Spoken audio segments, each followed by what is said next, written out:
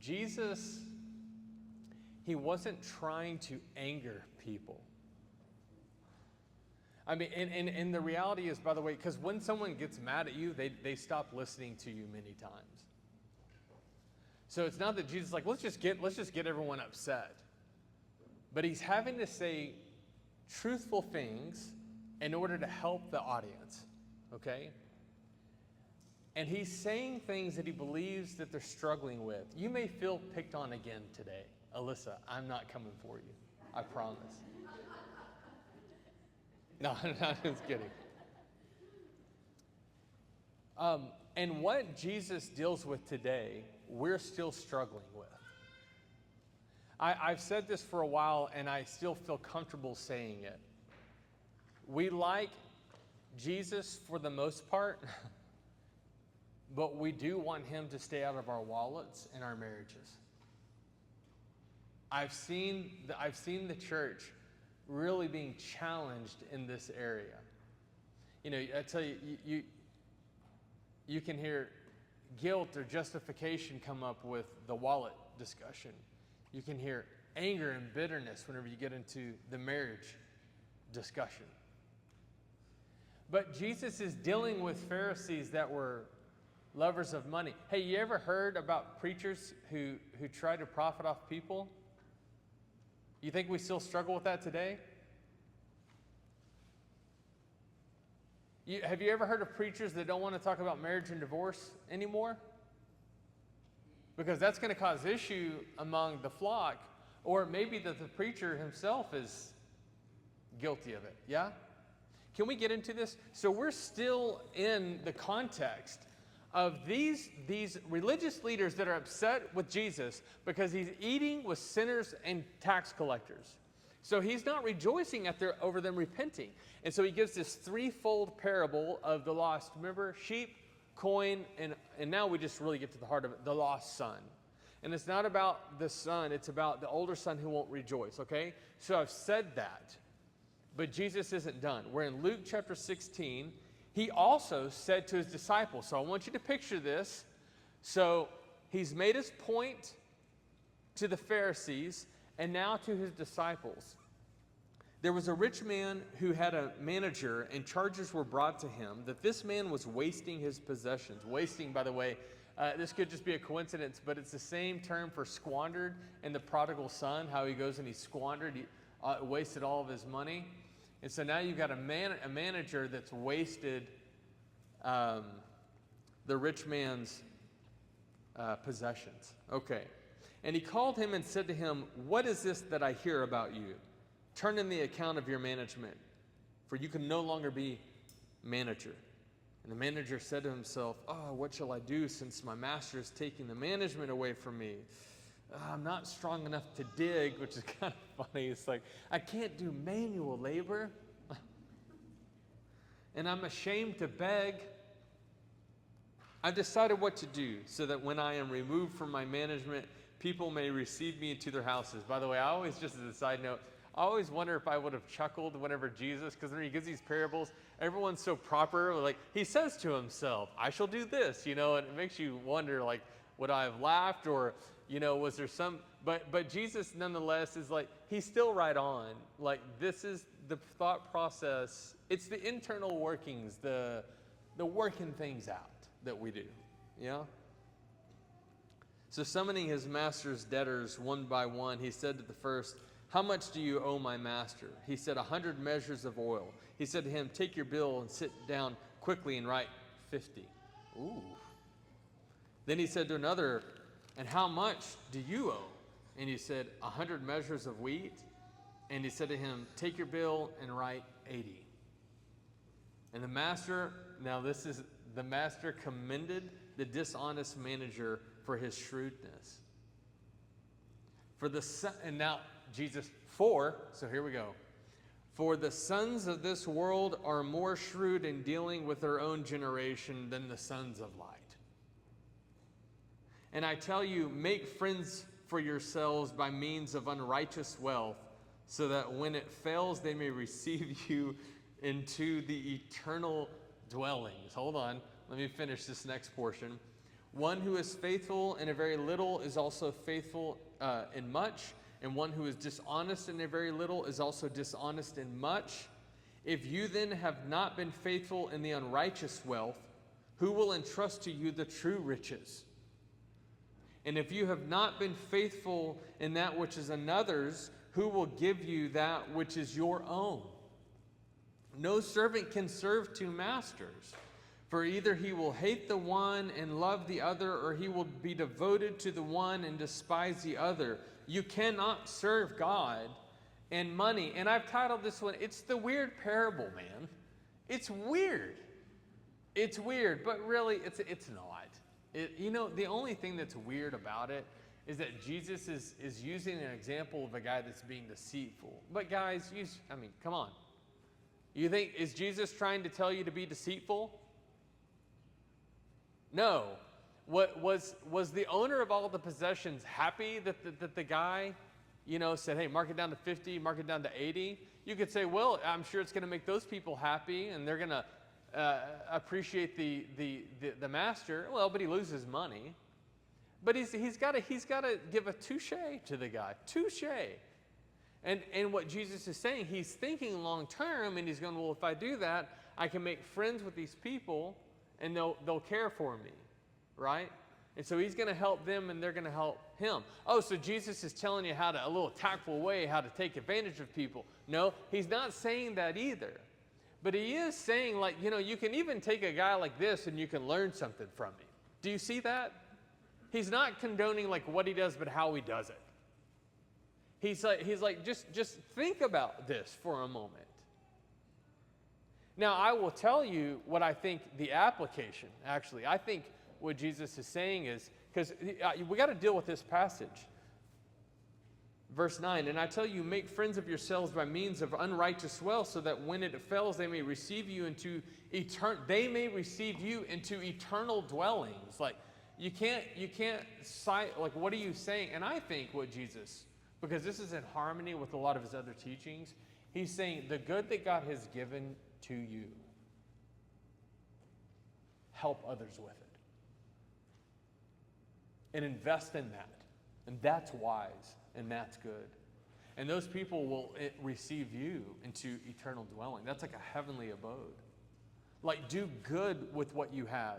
And listen, if you can't even do good with the little, you're not going to have much. But if you can do good even with the little, then more. See, we've heard this before.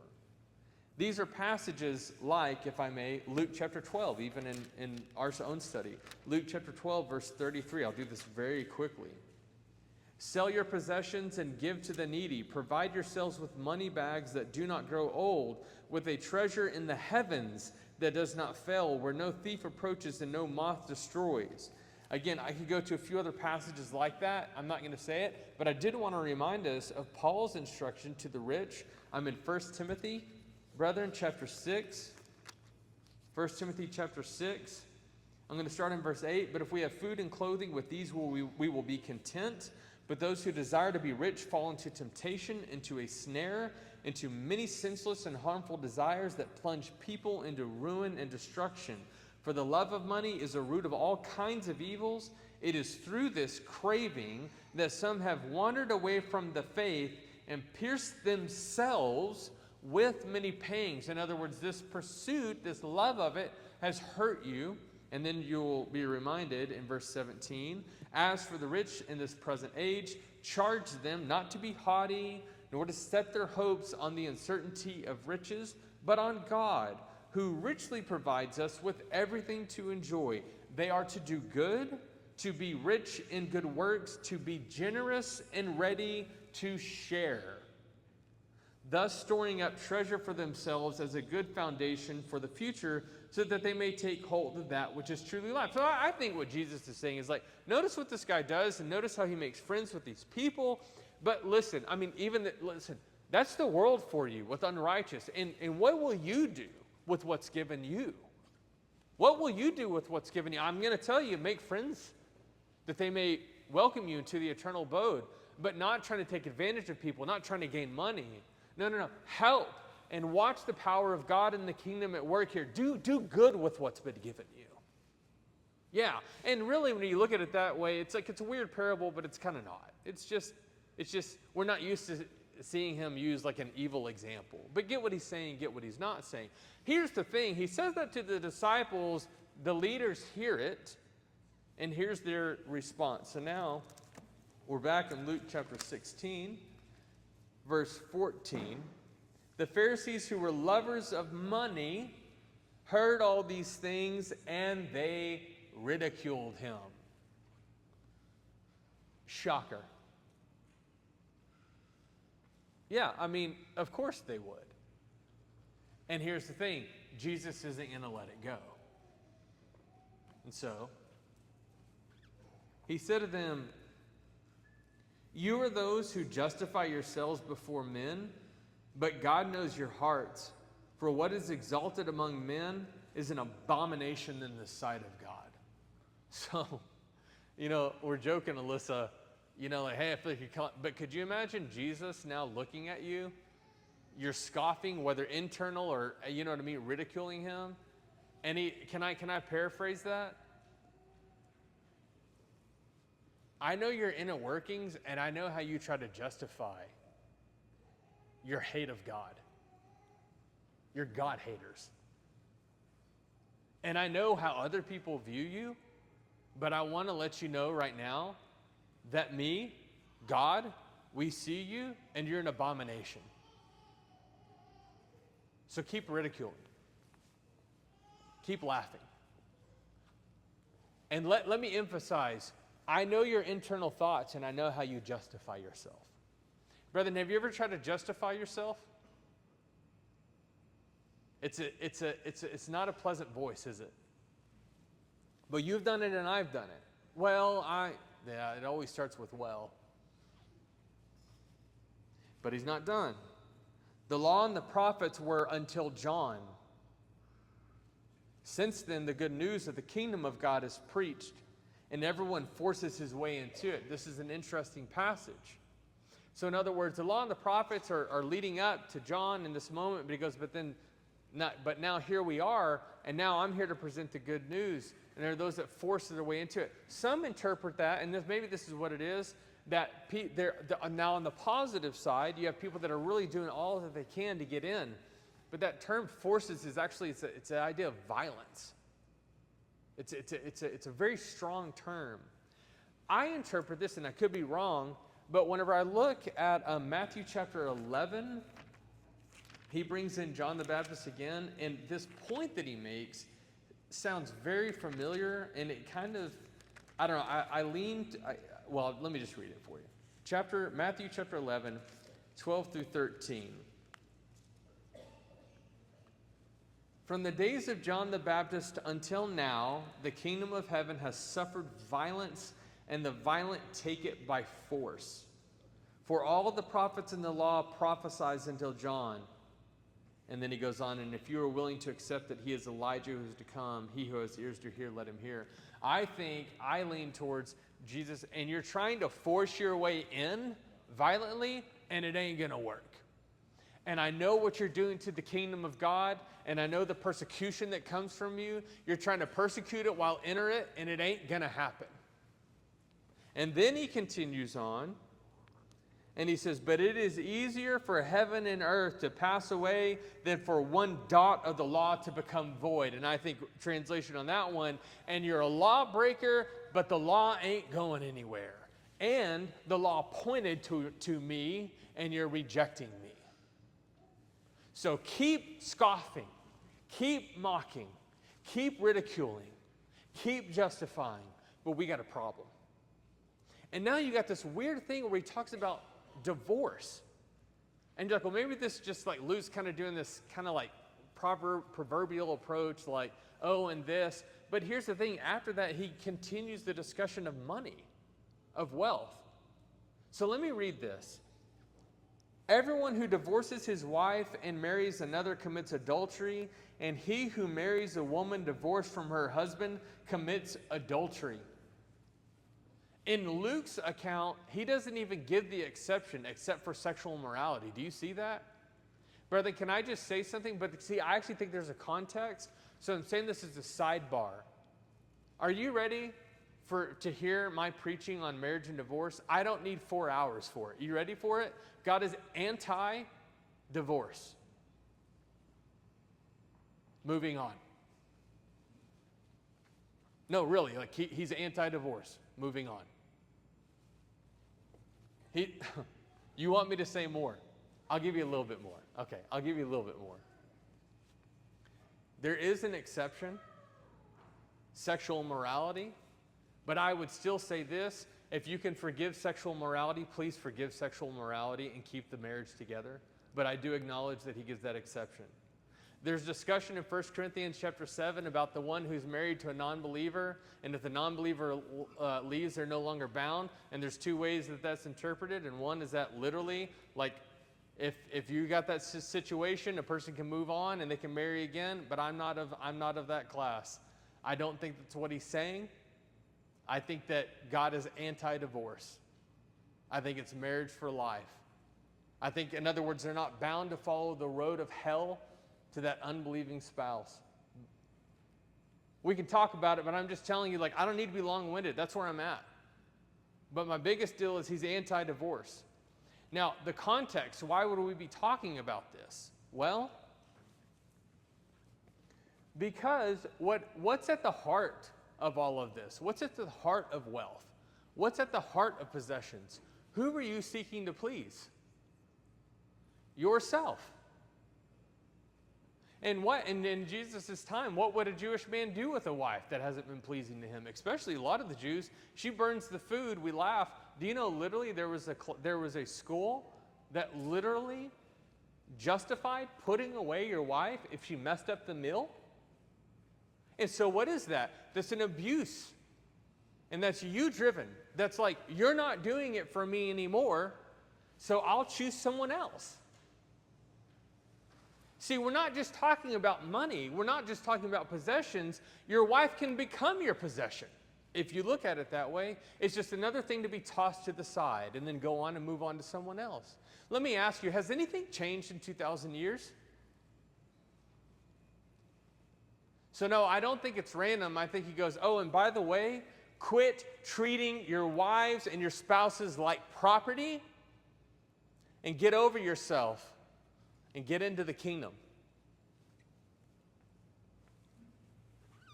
There was a rich man who was clothed in purple and fine linen and who feasted sumptuously every day. And at his gate was laid a poor man named Lazarus, covered with sores, who desired to be fed with what fell from the rich man's table. Moreover, even the dogs came and licked his sores. The poor man died and was carried by the angels to Abraham's side. The rich man also died and was buried. And in Hades, so let me pause right there. To the Greeks, that term Hades, it's this abode where the consciousness continues on of both the good and the evil. Okay?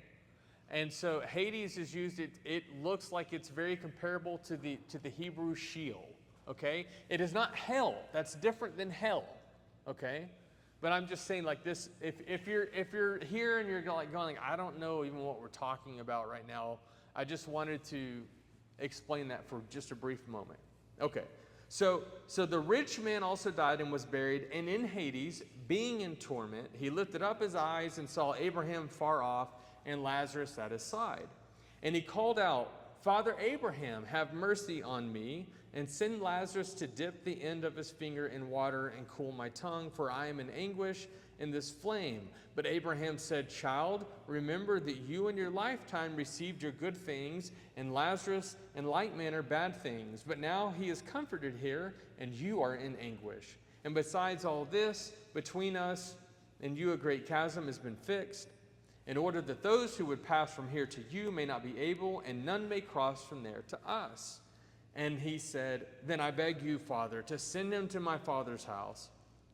For I have 5 brothers, so that he may warn them, lest they also come into this place of torment. But Abraham said, They have Moses and the prophets, let them hear them. And he said, No, Father Abraham, but if someone goes from the dead, they will repent. And he said to him, If they do not hear Moses and the prophets, neither will they be convinced if someone should rise from the dead. Okay, I'm going to give you another 2 cents of mine. I think this is a parable. I think it's a parable because it's sandwiched in between 2 parables, and I think it's too perfect of an illustration. I think it drips with Jewish symbolism. I could be wrong. I know he names the guy Lazarus, and I get that, but I think it's a parable. Because of that, I don't put a ton of stock into what I'm reading in this passage, but I get the point. Hades is mentioned again in the Bible. We're going to see it in Acts chapter 2. Jesus was not abandoned to, my soul shall not see corruption, you shall not abandon it to Sheol or to Hades. By the way, some make an argument that we should understand Hades is the grave. It's actually really good, but that's a different time. And then we see Hades in particular in Revelation again. We see God who has the keys. We see Hades, or in particular, Hades and death give up their dead, and they're given into the lake of fire. Highly symbolic letter. Okay, a lot going on there. But I'll tell you this, I get the point. You get the point? Do you get the point? Brethren, there is going to come a time when you close your eyes and when you open them again, that's it. There is no going back. There is no time out. There is like, well, hold on, I meant to. No, it's done. And we ask the question like, hey, but if we could see a miracle, wouldn't that really do it? And Jesus says, no, not really. Well, then what do we have now, God, to help us from this fearful expectation of those who are disobedient? You got the Word. Go to the Word. The Word is sufficient. Boy, I tell you, Jesus isn't poetic, is he? He's not. He ain't a fancy talker. He's straight to it. So I'm done this morning. I mean, this isn't complicated. By the way, next week, we're still not done with the conversation. Jesus continues to go on. But I get the message, Lord. And I know that it's about possessions, but it's not about possessions. It's about how highly I view myself, and if I make you God or if I make myself God. And what am I willing to sacrifice for you? And what it is how I view you is going to make all the difference in the world. But what I also know this, and this is the final comment, that when I make myself God, I see what it looks like, and there's no area in my life, whether it be my possessions, whether it be my own family. Do you know people have destroyed their families because they're like, I'm going to get a new spouse. People have destroyed their marriages because like, I'm going to be the way I want to be. People have abandoned their families, neglecting them. They're at work too much because I'm going to get this. And what's going on? Because it's either we are gods or God is God. Yeah, I get that one. So please, if you need to repent, well, do it now while you can. Thank you for your attention. Let's stand and sing praises to God.